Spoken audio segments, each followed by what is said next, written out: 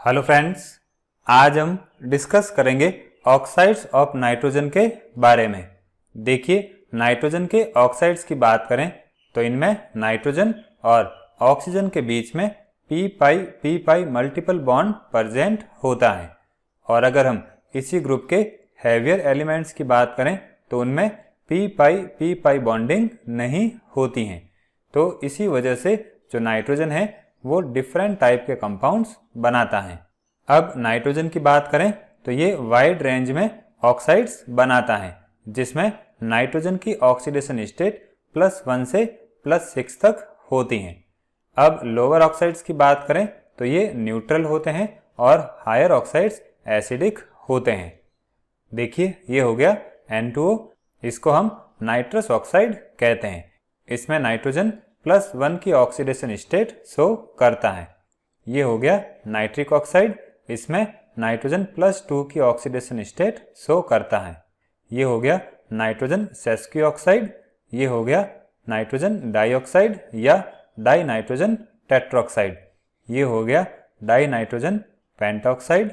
और ये हो गया नाइट्रोजन ट्राइऑक्साइड या डाई नाइट्रोजन हेक्सॉक्साइड।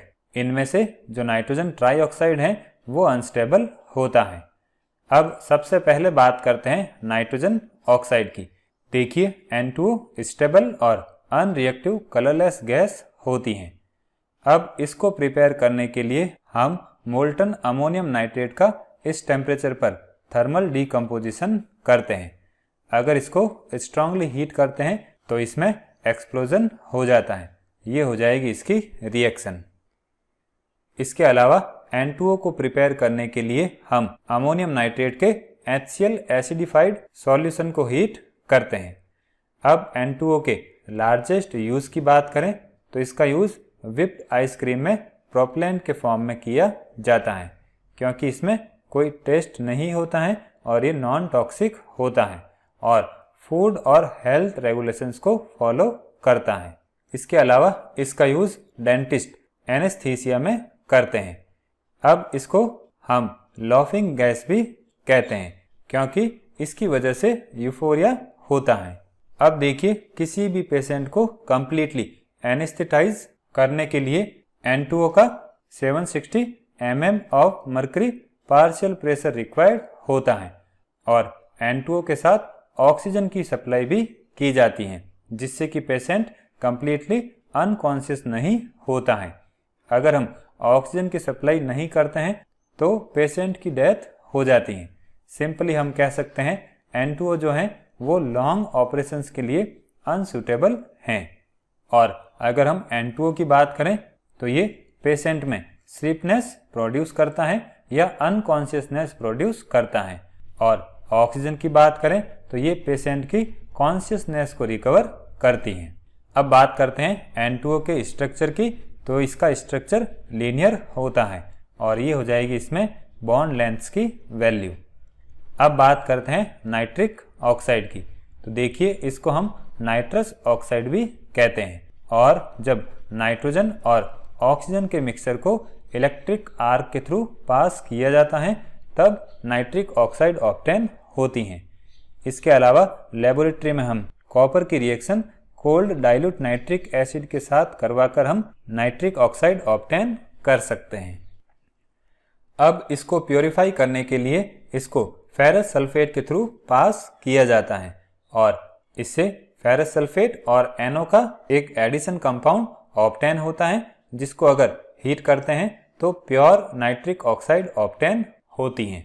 अब नाइट्रिक एसिड की बात करें तो ये कलरलेस होती हैं और हैवियर देन एयर होती हैं और वाटर में वेरी स्पेरिंगली सॉल्युबल होती हैं। अब अंडर प्रेशर टेम्परेचर की इस वैल्यू पर ये कलरलेस लिक्विड में कन्वर्ट हो जाती हैं और ये न्यूट्रल टू सॉल्यूशन होती हैं। अब अगर इसकी रिएक्शन ऑक्सीजन के साथ होती हैं तो नाइट्रोजन परऑक्साइड की ब्राउन फ्यूम्स ऑब्टेन होती हैं। इसी तरह से ये अगर चारकोल, सल्फर और फास्फोरस के साथ रिएक्शन करती हैं तो इनके ऑक्साइड्स ऑब्टेन होते हैं। इसके अलावा ये फेरस सल्फेट, पोटेशियम सल्फेट और HCl के साथ रिएक्शन करके एडिशन कंपाउंड्स बनाती हैं। अब अगर इसकी रिएक्शन KMnO4 के साथ होती हैं तो ये इसको मैग्नीज सल्फेट में रिड्यूस कर देती हैं, और नाइट्रिक एसिड के साथ होती हैं तो ये इसको NO2 में रिड्यूस कर देती हैं। अब अगर NO की रिएक्शन SO2 के साथ होती हैं तो ये SO2 को H2SO4 में ऑक्सीडाइज करती हैं, और अगर इसकी रिएक्शन H2S के साथ होती हैं तो ये इसको सल्फर में ऑक्सीडाइज कर देती हैं। अब अगर ये क्लोरीन के साथ कंबाइन होती हैं तो नाइट्रोसिल क्लोराइड ऑब्टेन होता है, और अगर ब्रोमीन के साथ कंबाइन होती हैं तो नाइट्रोसिल ब्रोमाइड ऑब्टेन होता है।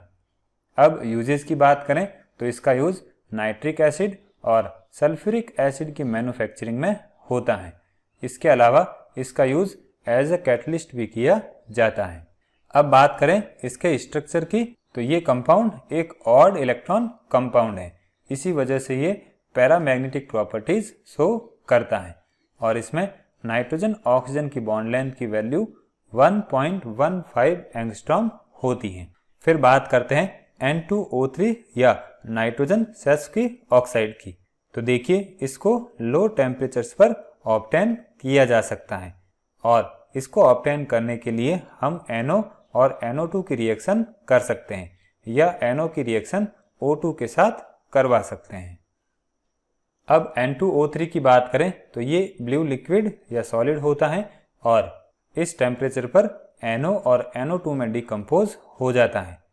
ये एक एसिडिक ऑक्साइड है, और ये नाइट्रस एसिड का एनहाइड्राइड होता है। मीन्स अगर इसका हाइड्रोलाइसिस करते हैं तो नाइट्रस एसिड ऑब्टेन होता है, और नाइट्रस एसिड का डिहाइड्रेशन करते हैं तो N2O3 ऑब्टेन होता है।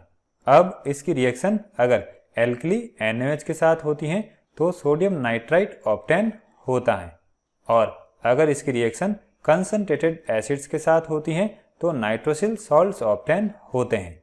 जैसे अगर परक्लोरिक एसिड और H2SO4 के साथ रिएक्शन होती हैं तो नाइट्रोसिल सॉल्ट्स ऑब्टेन होते हैं। अब स्ट्रक्चर की बात करें तो ये ऑक्साइड दो फॉर्म्स में एग्जिस्ट करता है। एक हो जाएगी एसिमेट्रिकल फॉर्म और दूसरी हो जाएगी सिमेट्रिकल फॉर्म। इसमें नाइट्रोजन नाइट्रोजन बॉन्ड लेंथ की वैल्यू ये रहेगी, और इसमें नाइट्रोजन नाइट्रोजन बॉन्ड लेंथ की वैल्यू ये रहेगी।